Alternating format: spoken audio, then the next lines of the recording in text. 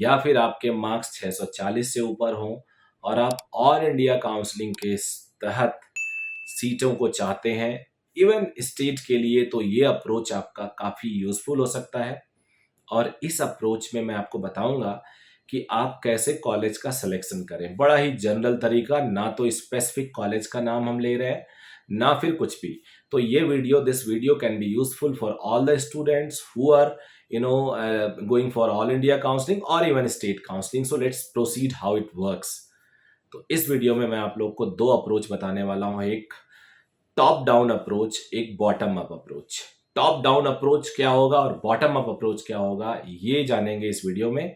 और काफ़ी डिटेल आप इसको अपने लेवल पे प्लान कर लेना। एक बढ़िया पेन और पेपर लेके बढ़िया सिचुएशन में पेरेंट के साथ बैठ के या अपने एल्डर के साथ बैठ के या जो भी डिसीजन मेकर हों जिनको आपको लगता है कि ये आपके डिसीजन में काफ़ी हेल्प करते हैं, उनके साथ बैठ के, बिकॉज जो ये सिलेक्शन है ये रेस्ट ऑफ द आपकी लाइफ के साथ आपके जुड़ा रहेगा।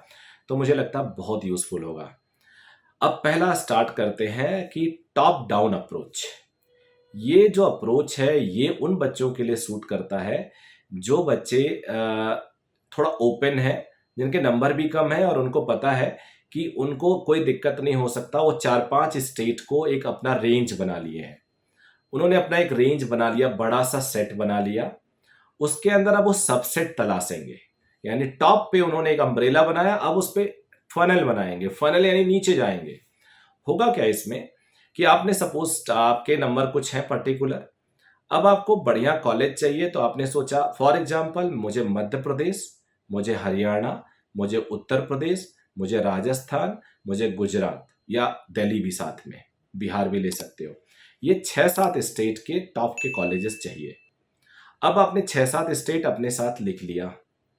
अब आपको बाकी स्टेट में तभी जाना है जब इन 6-7 में आपको अपनी चॉइस ना मिले।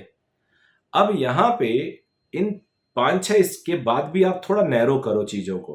अब आप आ जाओ 3-4 स्टेट में। पहले उन 3-4 स्टेट के टॉप के कॉलेज सीक्वेंस से भर लो।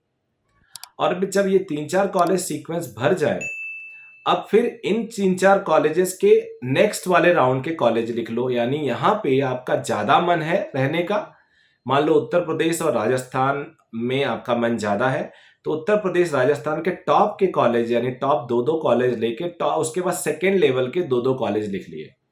और फिर आप चले गए 3 और 4 और स्टेट जिसमें आपने अभी कुछ भी नहीं लिखा था।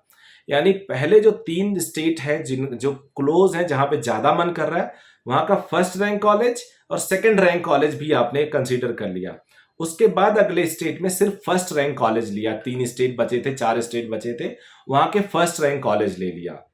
फिर उसके बाद आप आ जाओ, पहले वो जो 3 कॉलेज स्टेट थे उसमें भी एक आपका अपना स्टेट, मान लो आप यूपी से हो तो यूपी का 3rd ranked college, 4th rank college और 5th रैंक कॉलेज लिख लिया।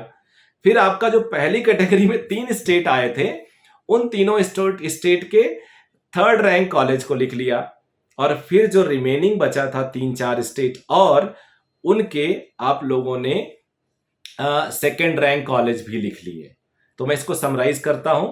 मेरे पास मान लो 7 स्टेट हैं, 3 मेरे दिल के बड़े करीब है, मैं चाहता हूं 3 में रहूं और इन 7 में मैं जा सकता हूं।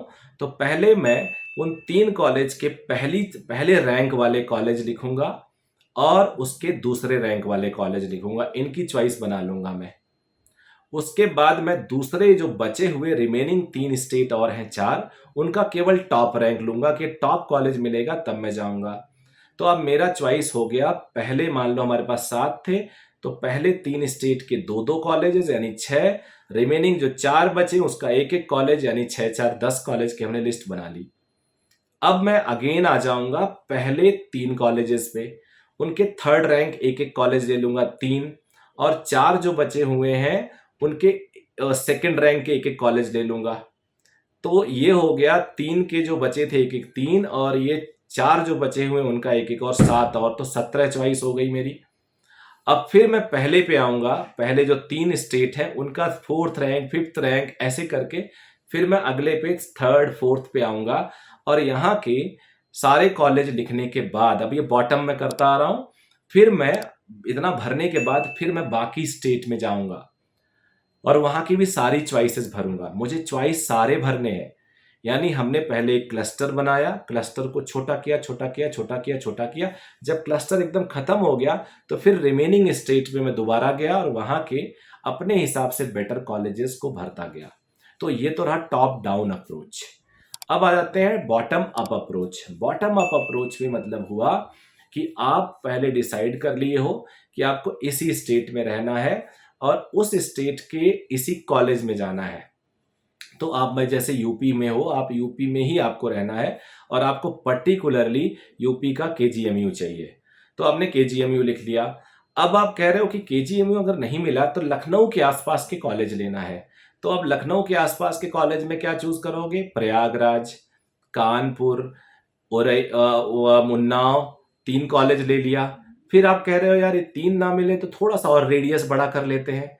तो आप पता चला आप चले गए अयोध्या, आप चले गए गोरखपुर, आप चले गए आगरा, आप चले आए मेरठ। अब लगता है कि नहीं नहीं थोड़ा सा और दूर जा सकता हूं, तो आप चले गए झांसी, आप चले गए इटावा, पास में इटावा। इस तरह से आप अपने क्लस्टर को बढ़ा रहे हो और आखिरी में अगर आपको लगता है यहाँ कहीं भी नहीं है या लगेगा नहीं तो भी आपको भरना तो चाहिए, तो फिर बाकी स्टेट, अगल बगल वाले स्टेट पे आ गए, हरियाणा आ गए, उत्तराखंड आ गए, मध्य प्रदेश आ गए, बिहार आ गए। फिर थोड़ा दूर गए, राजस्थान चले गए, गुजरात चले गए, जम्मू चले गए, हिमाचल चले गए। इस तरह से आप अपना क्लस्टर बढ़ाओगे। इसे हम कहते हैं बॉटम अप अप्रोच। तो आई होप ये वीडियो आपको बहुत हेल्पफुल होगा डिसाइड करने में। डिसीजन आपको ही लेना है, मैं हम लोग का काम तो हेल्प करना होता है। Thank you very much, bye bye.